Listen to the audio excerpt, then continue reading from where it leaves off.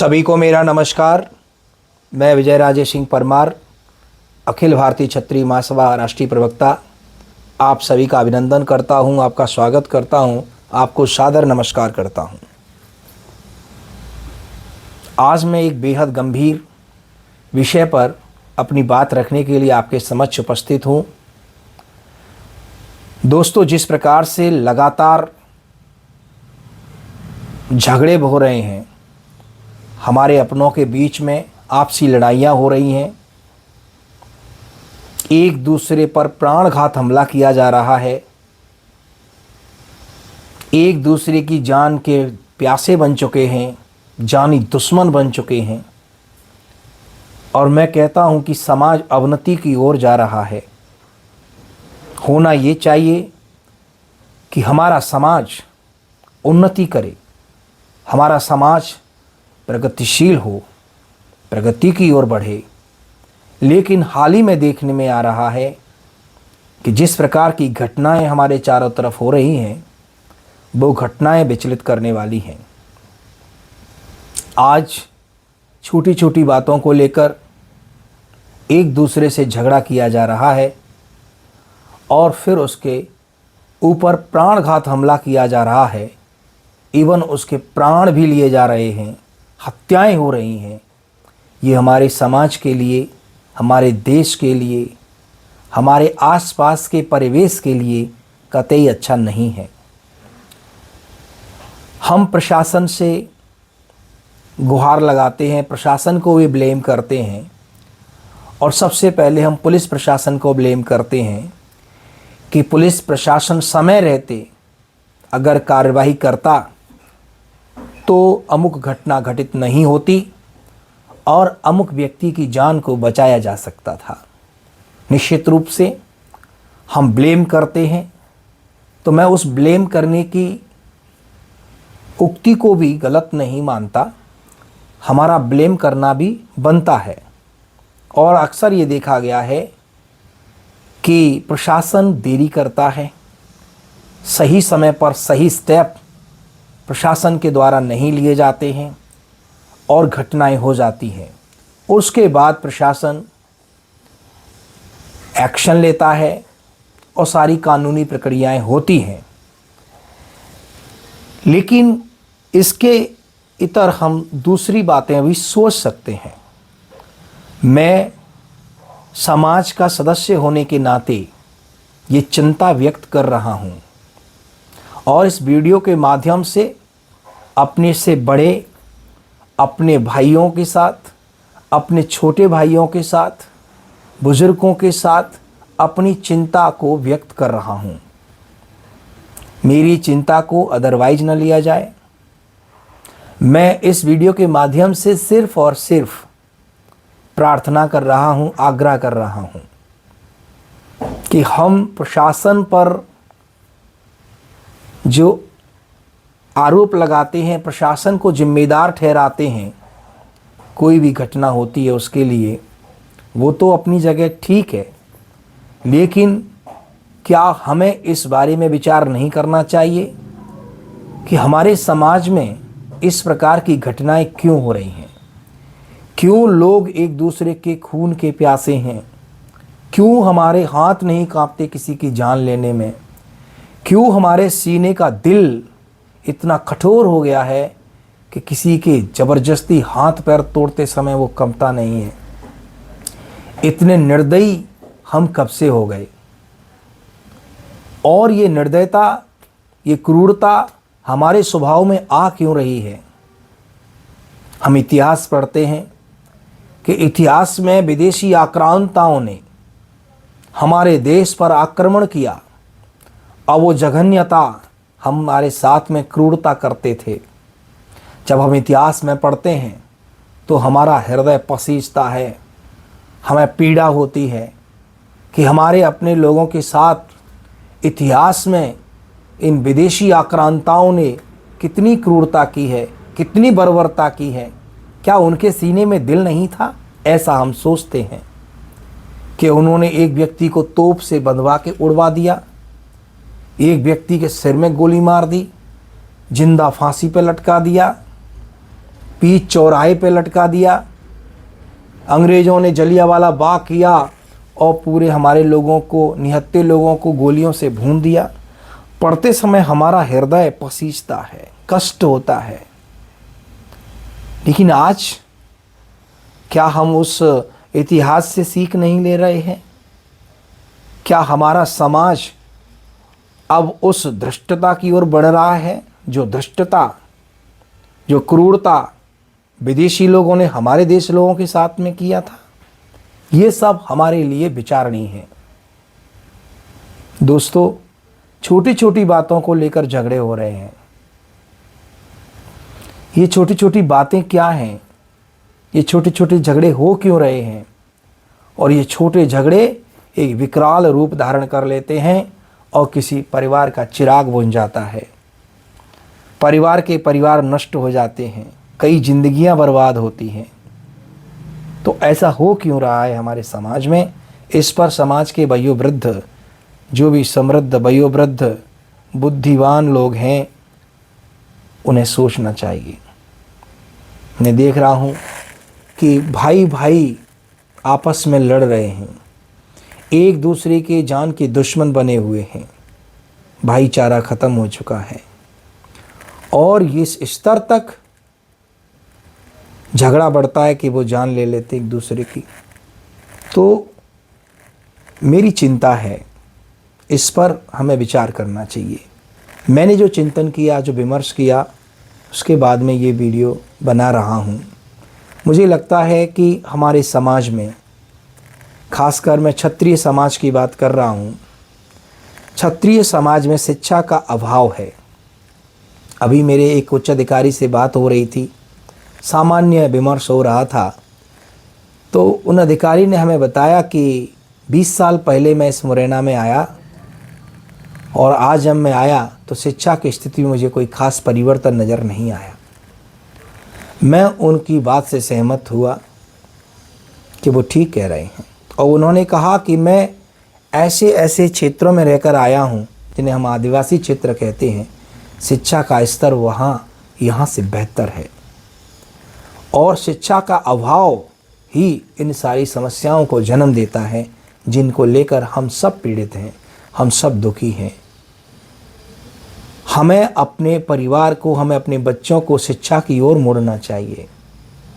हमें अपने बच्चों को एक अच्छी शिक्षा देने पर जोर देना चाहिए, क्योंकि शिक्षा व्यक्ति को एक सभ्य समाज का, एक इंसानियत का व्यक्ति बनाती है। शिक्षा आपको विनयशील बनाती है, विनयशील आपको प्रगति की ओर ले जाती है।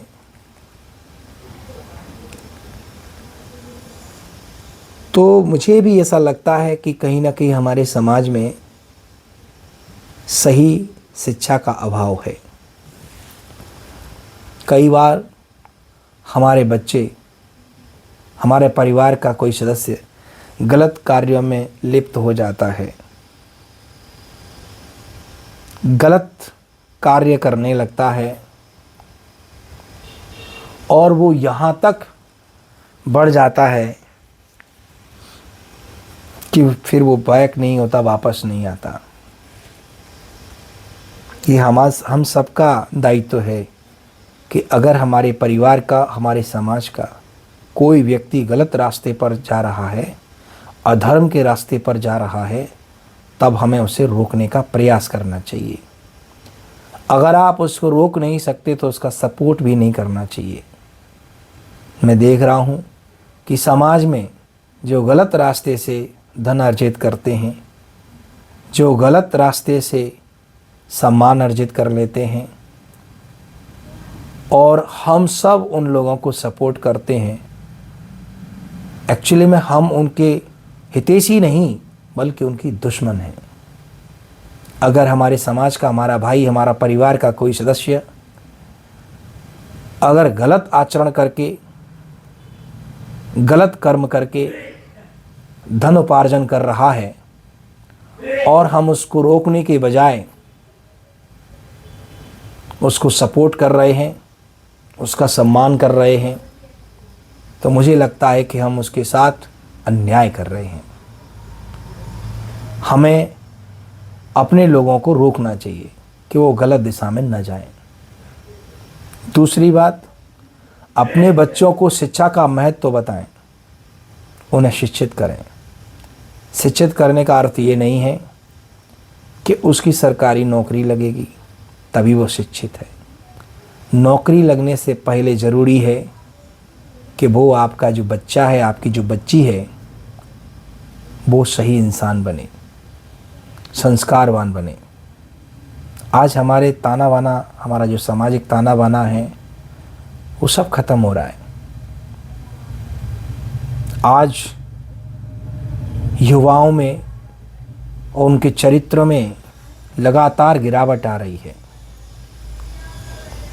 ये कैसी गिरावट है, क्यों गिरावट है और इसका उपाय क्या है? ये प्रश्न हम सबको सोचना है। इस सब पर हमको विचार करना है।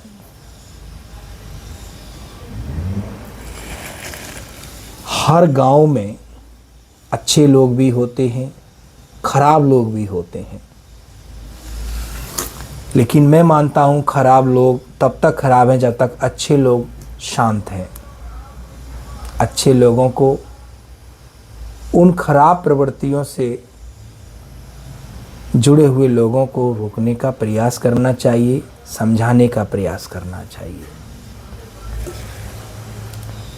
मेरी चिंता का विषय ये है कि इस गलत आचरण से आप जो धन उपार्जन कर रहे हैं, कितना धन चाहिए आपको, क्या करेंगे आप इस धन का? सब यहीं रह जाना है। गलत तरीके से किसी का दिल दुखा के, बेईमानी करके, किसी को लूट के आज तक कोई सुखी नहीं हुआ। जितने भी अपने आसपास उदाहरण देख लीजिए, जिसने दूसरों के साथ गलत किया है उसको इसी जन्म में भगवान ने बड़ा कष्ट दिया है। मुझे कहने की ज़रूरत नहीं है, ईश्वर सबका लेखा जोखा रखता है। और आप किसके लिए कमा रहे हैं? अभी एक घटना सामने आई, एक बहुत बड़ा अधिकारी, उसका बच्चा बाहर है और वो मरणासन अवस्था में है। पड़ोसियों ने फ़ोन किया, डॉक्टर्स ने फ़ोन किया कि आपके पिताजी मरणासन हैं, आप आ जाइए। तो उस लड़के ने जवाब दिया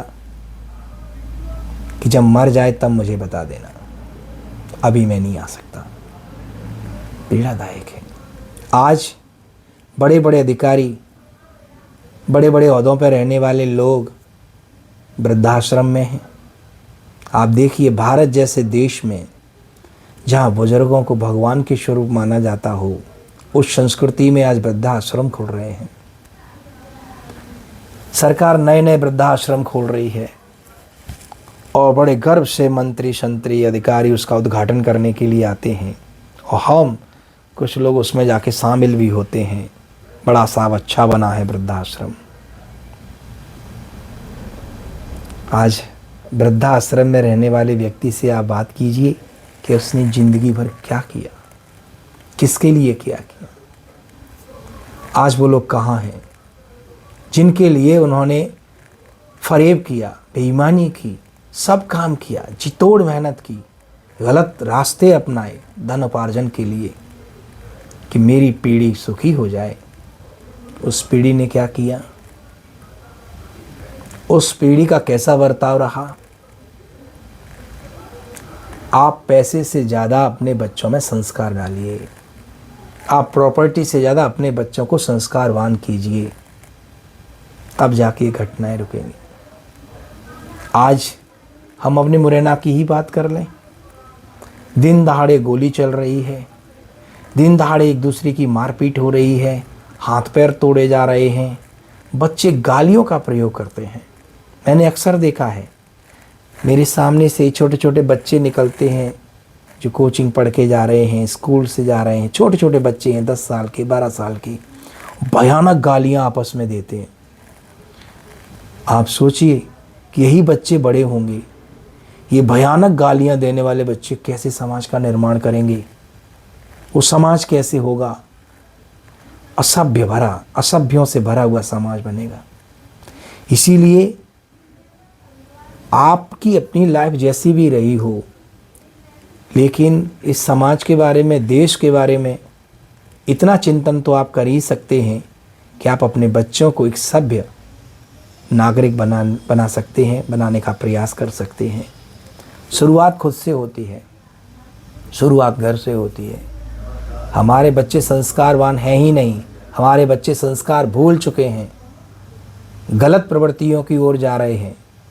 माँ बाप सिर्फ अपना पैसा कमाने पर लगे हुए हैं, धन उपार्जन पर लगे हुए हैं, अपने बच्चों की तरफ वो ध्यान ही नहीं दे रहे हैं। और आखिर पर जब बच्चा गलत कार्य में फंसता है और जब वो कानून के हत्थे चढ़ता है और फांसी के फंदे तक वो बच्चा पहुंच जाता है, तब वो ब्लेम किसको करता है? वो ब्लेम आपको ही करेगा, अपने माँ बाप को ही करेगा कि मेरे माता पिता ने मुझे टाइम नहीं दिया, इसीलिए मैं बिगड़ गया, इसीलिए मैं कुसंगत में पड़ गया, इसीलिए मेरी आज ये दुर्गति हुई है। वो आपको ही ब्लेम करेगा और उसका ब्लेम करना भी ठीक है। कहीं ना कहीं हम उत्तरदायी होते ही होते हैं। तो इतनी बिजी लाइफ में आप कुछ क्वालिटी टाइम अपनी फैमिली के साथ स्पेंड करें, उनको समय दें, उनके साथ बात करें, अच्छी बातें अपने इतिहास की उनको बताएं, घर में रामचरितमानस का पाठ करें। दोस्तों, इससे सुधार हो सकता है। जब तक आपकी मानसिकता में सुधार नहीं होगा, तब तक हम अन्य सुधारों की अपेक्षा कर ही नहीं सकते। मैंने अभी एक वीडियो देखा कि किसी पार्टी के वरिष्ठ नेता प्रोग्राम से वापस आए, रात के 2 बजे घात लगाए, बैठे लोगों ने उसके हाथ पैर तोड़ दिए, हड्डियां तोड़ दी। क्या अभी मोहनपुरा के एक युवा तरुणाई जिसका इसी तारीख में विवाह होने जा रहा था, उसको बेरहमी से लोगों ने पीटा। जो लोग पीट रहे थे उनके अंदर हृदय नहीं था, उनके अंदर दिल नहीं था, और इतना पीटा, इतना तोड़ा उसको कि उसकी जान चली गई। उसकी माँ मानसिक रूप से विक्षिप्त है, उसकी 2 बहन और वो अकेला अपने पिता निशाय निशब्द बैठा है। मैं मिला उस परिवार से, पूरा परिवार समाप्त हो गया। लेकिन ये घटना हुई क्यों? ये घटना क्यों हुई, इस पर हमको सोचना है। घटना हो गई, उसके बाद हम सोच रहे हैं तो उसका कोई खास लाभ नहीं है। जिन्होंने की उनको सजा मिलेगी, कानून देगा, वो जेल जाएंगे, सब कुछ होगा, कठोर से कठोर सजा होगी। लेकिन उस परिवार में उस बच्चे की भरपाई कैसे होगी? इसके लिए कोई उपाय नहीं है, न सरकार के पास है, न हमारे समाज के पास है। इसकी भरपाई हम कभी नहीं कर सकते।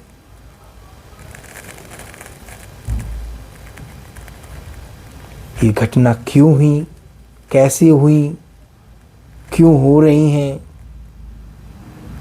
इन पर हमें लगाम लगानी चाहिए। अगर हमारा बच्चा गलत है तो उसको तुरंत हमें रोकना चाहिए। अगर हम उसके हितैषी हैं, अभिभावक हैं तो। और यदि आप ऐसा नहीं करते हैं तो आप भी दोषी हैं। मैं क्षत्रिय समाज के अपने वरिष्ठ साथियों से आग्रह करता हूं कि गांव-गांव में छोटी छोटी बातों को लेकर आपस में भाई भाई लड़ रहे हैं, जमीन के छोटे से टुकड़े के पीछे लड़ रहे हैं। क्यों? हमारा काम ये है कि हम प्रशासन से पहले अपने समाज स्तर पर उन समस्याओं का समाधान करें, सच बोलें, अक्सर ये देखा जाता है कि जिनको सच बोलना चाहिए वो बोलते नहीं समय पर। हमें अपने इतिहास से सीखना चाहिए। अगर पितामह भीष्म और द्रोण समय पर बोले होते तो महाभारत नहीं होती। वो समय पर नहीं बोले, इसीलिए महाभारत हुई। तो हम लोगों को समय रहते हुए इन छोटी छोटी समस्याओं पर ध्यान देनी चाहिए, जिससे ये होने वाली घटनाओं को रोका जा सके। और मैं अपने समाज से विनम्र आग्रह करता हूँ, अपने बच्चों को संस्कारवान बनाएं, शिक्षित करें, उन्हें सही दिशा में लेकर जाएं। और अगर छोटी मोटी कोई बात है भी तो उसको इग्नोर करें, झगड़े में न पड़ें।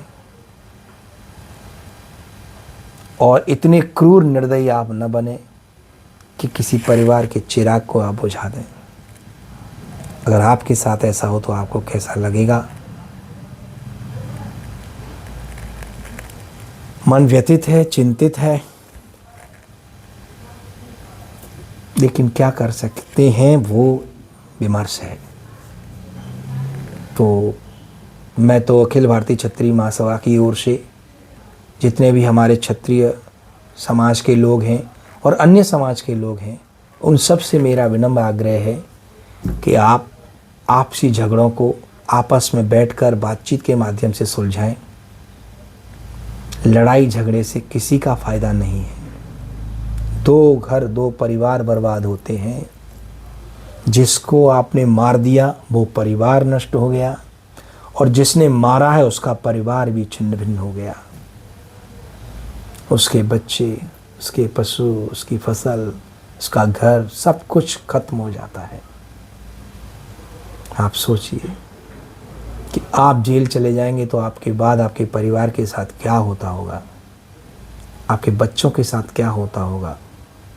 कैसे ये दुनिया वाले भेड़िए हैं जो हमेशा व्यक्ति की मजबूरी का फ़ायदा उठाने की फिराक में रहता है ये समाज के लोग। तो इसको सोचकर आप झगड़े से बचिए।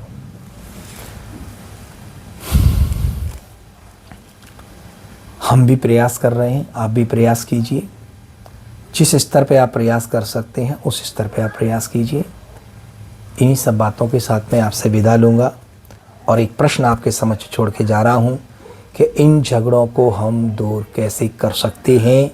और मेरा विनम्र आग्रह है, अगर हमारा बच्चा, हमारा समाज का कोई व्यक्ति, कोई भी बच्ची, कोई भी बच्चा अगर गलत रास्ते पर प्रवृत्त हो रहा है तो उसे रोकने का कर्तव्य, रोकने का धर्म आपका है।